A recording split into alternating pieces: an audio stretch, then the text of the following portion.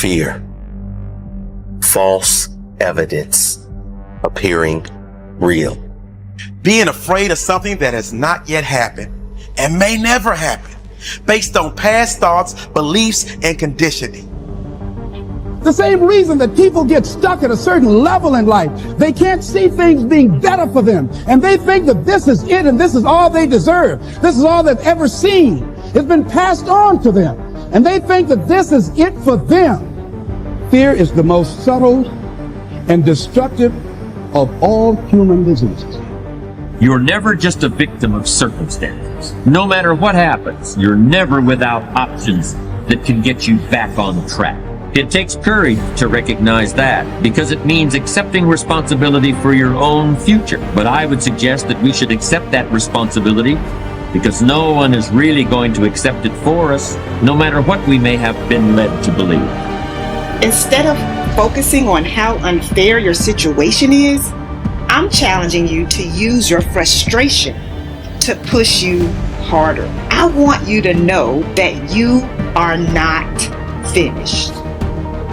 In fact, you are just getting started. If you don't learn how to master the breaking point, you may have many ventures, but you will not accrue massive success in any area because you have not mastered the breaking point. It takes courage to act. Part of being hungry when you've been defeated, it takes courage to start over again. Yes, we have those ups and downs, but in the end, your success, your happiness, your greatness comes from within. This is it right here. This is that moment that you got to work. This is that moment when you got to push. There is no weakness in the place of business. There is no time to be wasted in the place of business. Begin to know that whatever it takes for you to create that, you've got that in you. You've got that. You've got genius in you. You've got goodness in you. You've got creativeness in you. If you decide to take the initiative to change the current quality of your life, I say to you that you will find that the universe is on your side. Take the first step.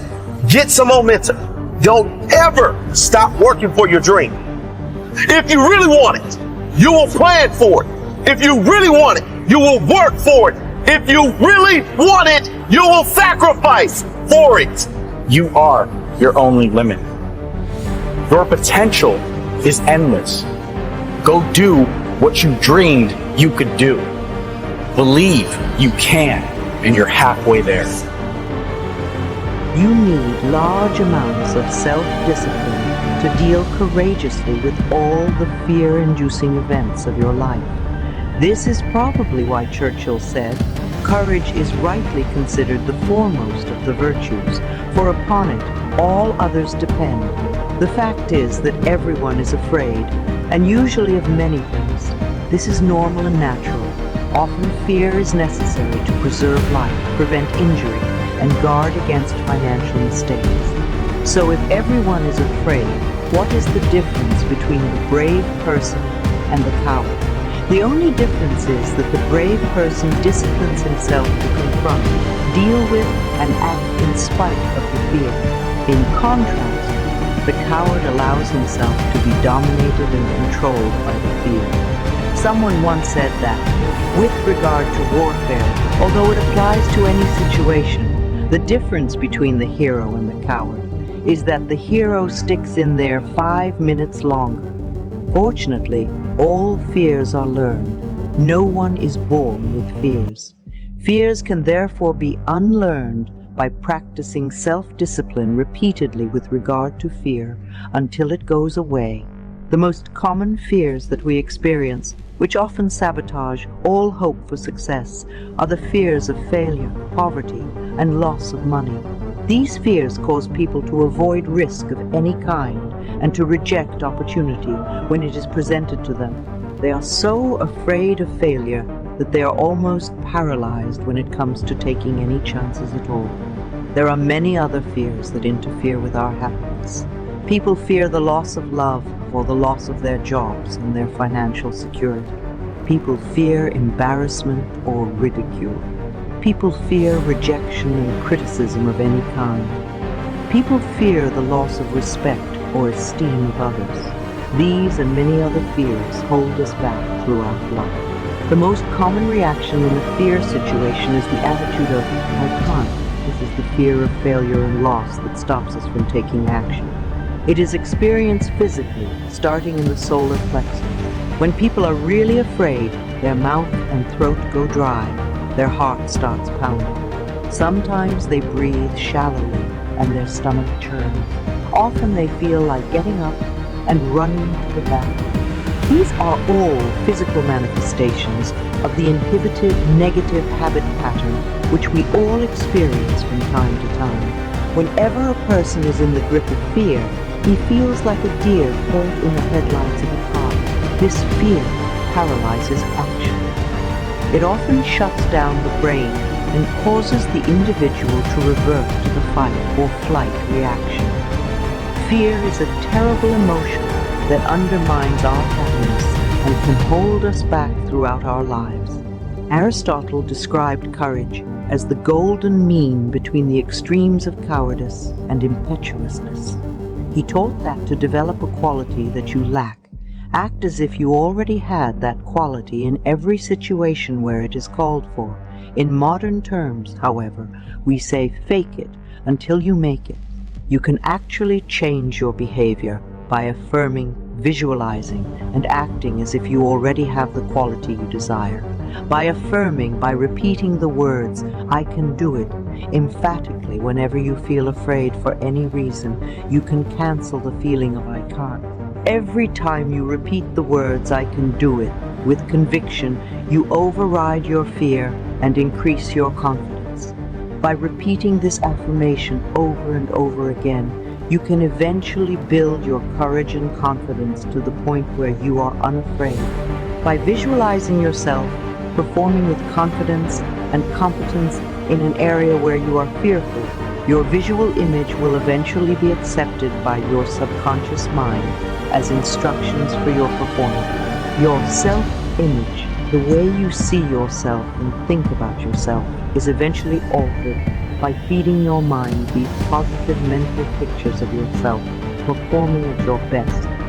By using the act as if method, you walk, talk, and carry yourself exactly as you would if you were completely unafraid in a particular situation.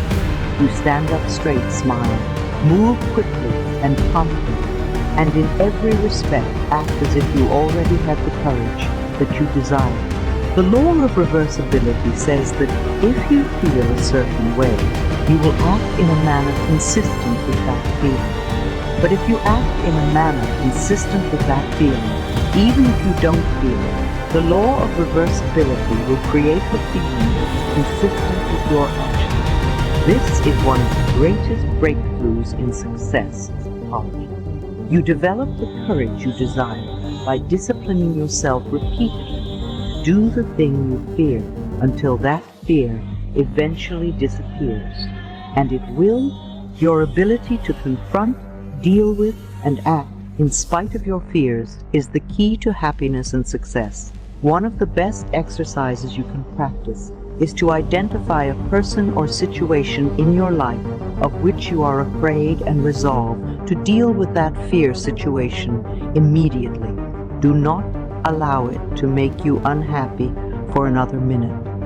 Resolve to confront the situation or person and put the fear behind you. When you identify a fear and discipline yourself to move toward it, it grows smaller and more manageable. What's more, as your fears grow smaller, your confidence grows. Soon your fears lose their control over you. In contrast, when you back away from a fear-inducing situation or person, your fear grows larger and larger. Soon it dominates your thinking and feeling, preoccupies you during the day, and often keeps you awake at night. The only way to deal with a fear is to address it head on. Remind yourself that denial is not a river in Egypt. The natural tendency of many people is to deny that they have a problem caused by fear of some kind. They're afraid of confronting. In turn, it becomes a major source of stress, unhappiness, and psychosomatic illness. Be willing to deal with the situational person directly. As Shakespeare said, take arms against a sea of troubles, and in so doing, end them. The companion of fear is worry. Like twin sisters, fear and worry go around. Mark Twain once wrote, I have worried about a lot of things in life, and most of them never happen. It has been estimated that 99% of the things that you worry about never happen, and most of the things that do happen so quickly that you didn't have time to worry about them in the first place.